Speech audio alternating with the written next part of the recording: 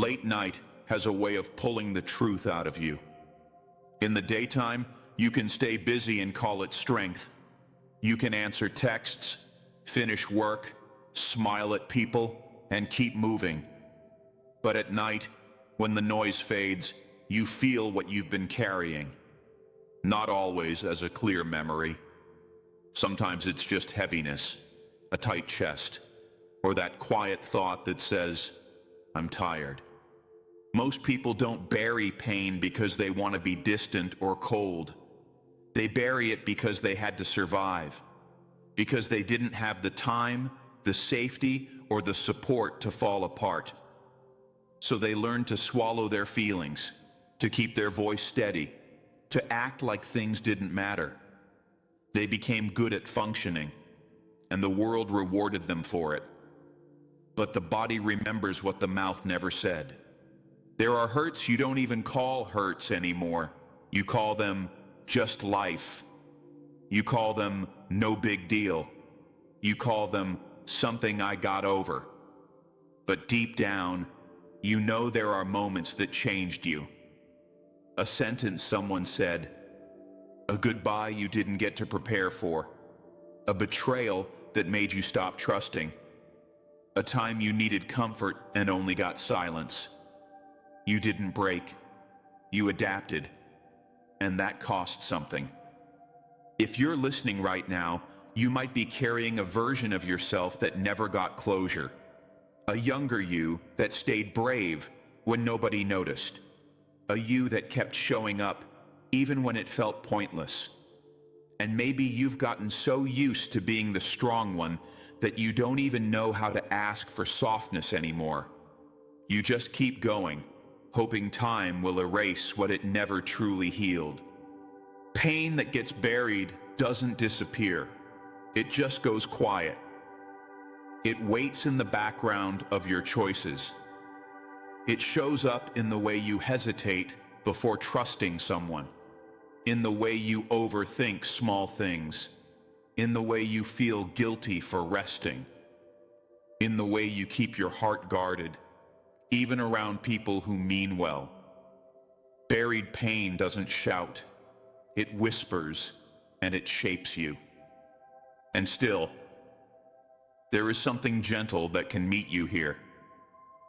Not a lecture, not a demand, just presence. The kind of presence that doesn't rush you or judge you. The kind that sits beside you in the dark and doesn't ask you to perform. The kind that says, without words, you don't have to pretend with me. That is compassion in its purest form. Some people find that presence through prayer. Some find it through breathing slowly and finally listening to their own heart. Some find it through a memory of kindness they once received.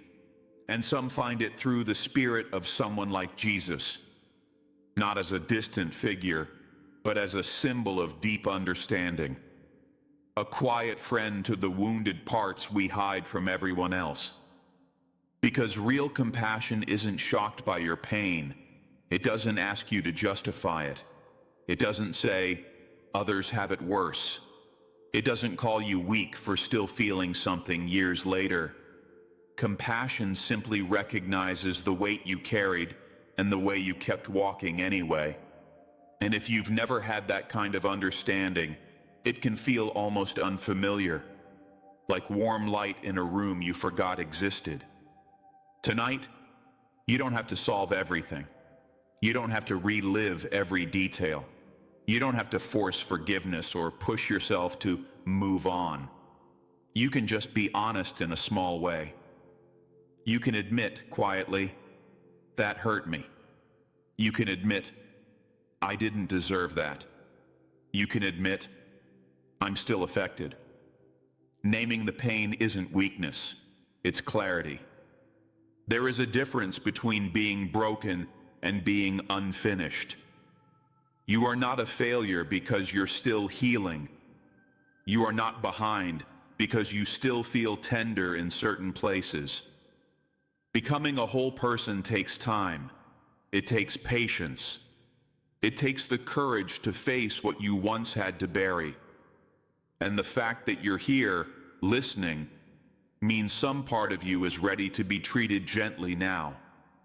Sometimes the pain you buried isn't one big event. Sometimes it's 1,000 small moments that taught you to shrink. Being talked over, being compared, being expected to handle more than you could, being loved only when you were useful. Over time, you learned to stay quiet, to be easy, to not need too much. And you might not even realize how much of your true self you packed away just to keep peace. You may have told yourself you were fine because you had to be. You had people depending on you. You had responsibilities that didn't pause for your emotions. So you became dependable. You became the person who doesn't fall apart.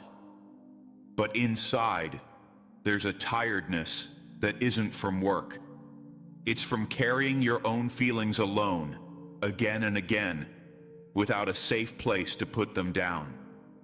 And when you finally slow down, the buried pain can rise like a wave. Not to punish you, but to be noticed. That's the part people don't always understand. Healing doesn't always feel like relief at first. Sometimes it feels like grief. Sometimes it feels like anger.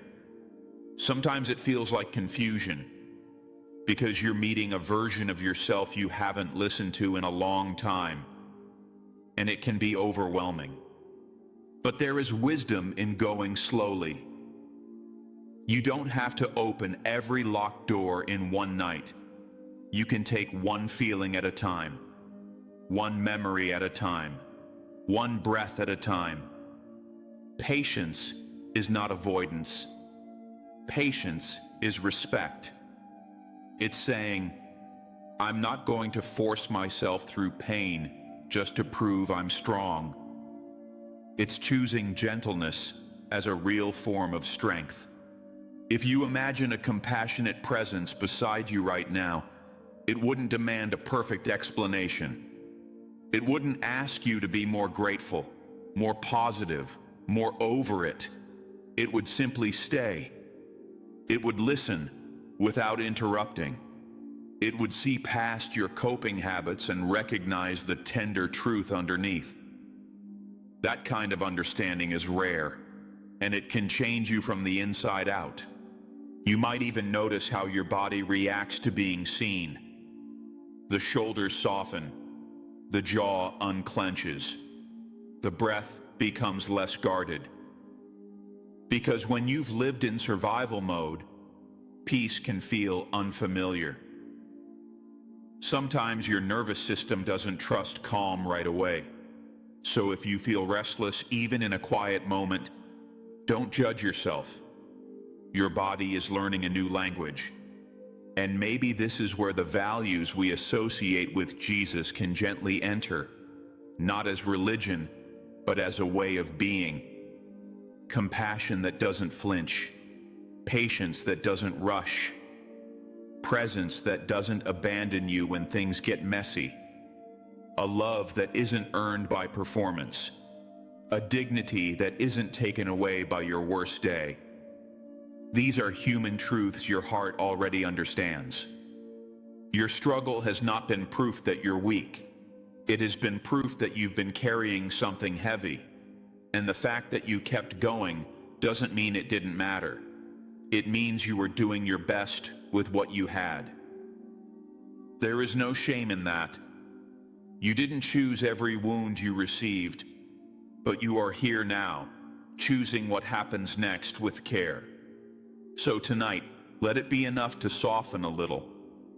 Let it be enough to stop fighting yourself. You can place a hand on your chest if you want, and just feel your breath moving in and out.